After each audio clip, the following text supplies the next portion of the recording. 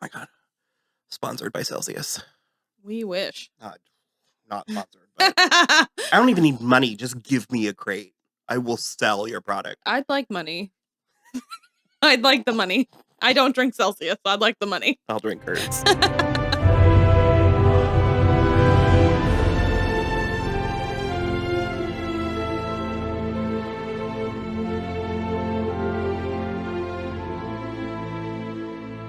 Hello, everybody. I'm Will. And I'm Kristen. And this is So I'm Watching The Rings of Power. Season 1, Episode 1. A Shadow of the Past. Okay. Did you like this? I did, yeah. Okay. I did a lot. The first one was a little bit slow, but I liked it. I also do, before we get really into it, the director of the first 2 episodes was J.A. Bayona, and he's made some mediocre stuff since then. One of the Jurassic World movies, I think. The second one, I think. But he made an extremely excellent horror movie in the early 2000s called The Orphanage. So I watched both of these. When I was watching the first one, I found it to be largely medium. Mm-hmm. I was and am stunned in awe of how cinematic, how beautiful, how sweeping it is, all of that.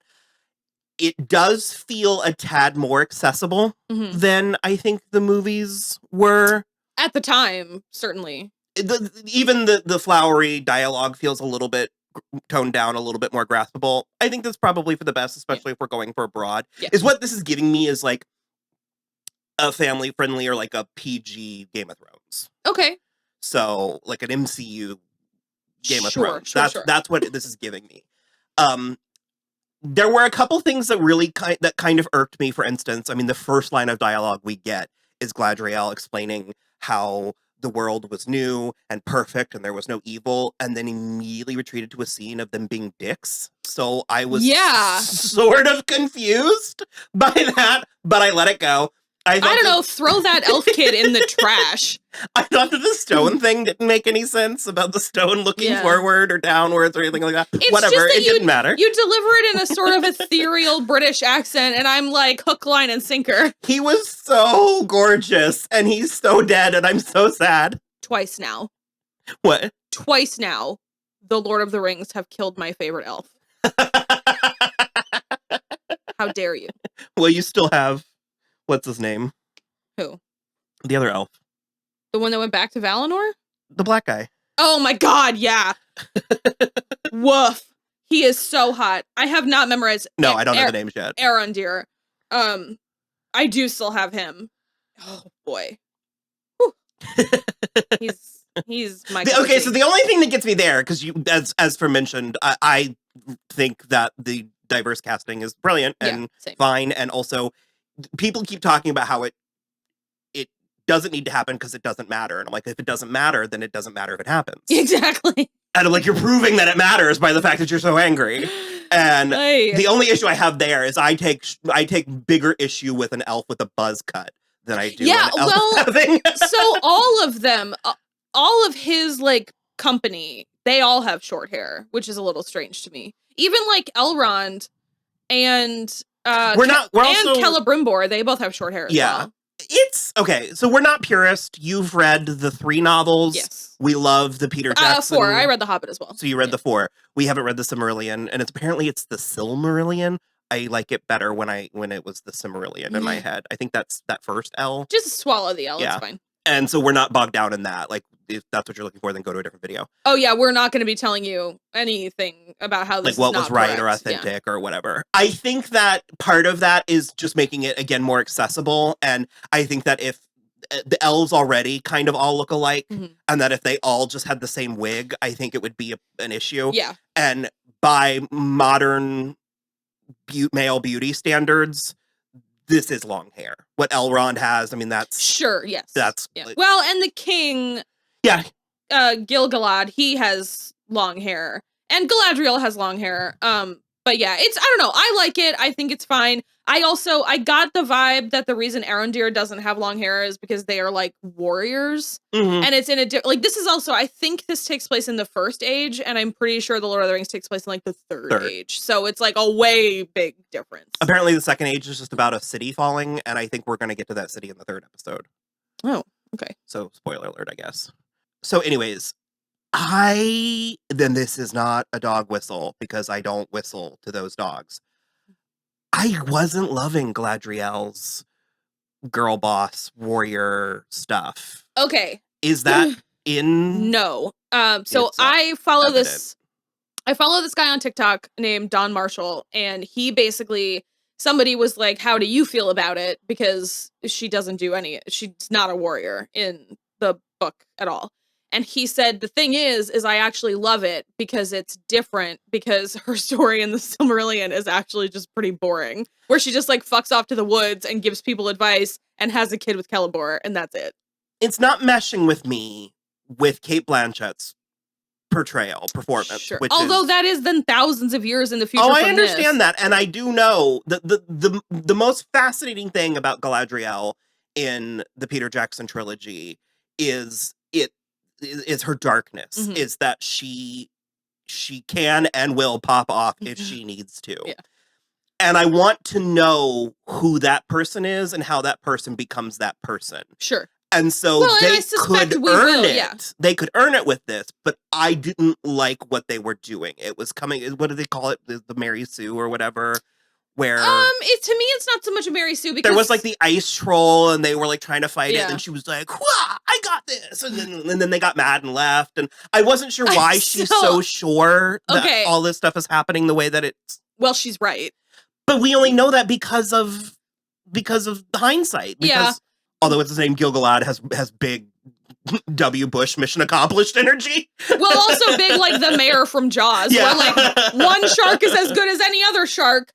And so I don't know. I was actually more angry at the dudes who were like mutiny that like left her. And it didn't make sense. And then so I was really, there was a part of me where I was like, all of this hubbub about the show is so ridiculous and so unearned. And then I was about halfway through the episode and I was like, no, I think it bought itself back. And I really, really liked her stuff in the elf capital with Elrond. And I never in a million years would it have dawned on me to depict them like Will and Grace. Yeah. I was like, I am so here for Fag and Hag, Elrond and Galadriel. It was pretty great. Their like relationship is pretty great. I would love to get, obviously they might not have any more scenes together this season if she's going on this quest north now. Like back north to follow the sigil or whatever. I would love more stuff with the two of them. And I also, because that was the thing where like the king, even Elrond was like, well, what if she's right? And he was like, well, she is, but just be at peace about it. And I was like, what the fuck? Well, I mean, if there's nothing that can be done. Well, it's basically like, we need to be at peace, so we're at peace. And I was like, that doesn't count if the other side is still going to war with you. So we do have Arondir. He has a thing with a human woman, Brownwyn. Mm-hmm. So those elves are sort of like cops. They like patrol the humans because the humans are descendants of allies of Morgoth, which is the same as Sauron. It's Sauron's father, from all I could interpret. Okay, because we kind of saw him in that like flashback. Yeah. So that's the whole like God and the devil element. Yeah.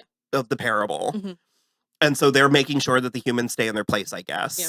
And then there was a cow that's sick because it was eating grass from a bad place. Too far. It went too far east. So Arondir and Brownwyn went to go see, and it was like burned to the ground.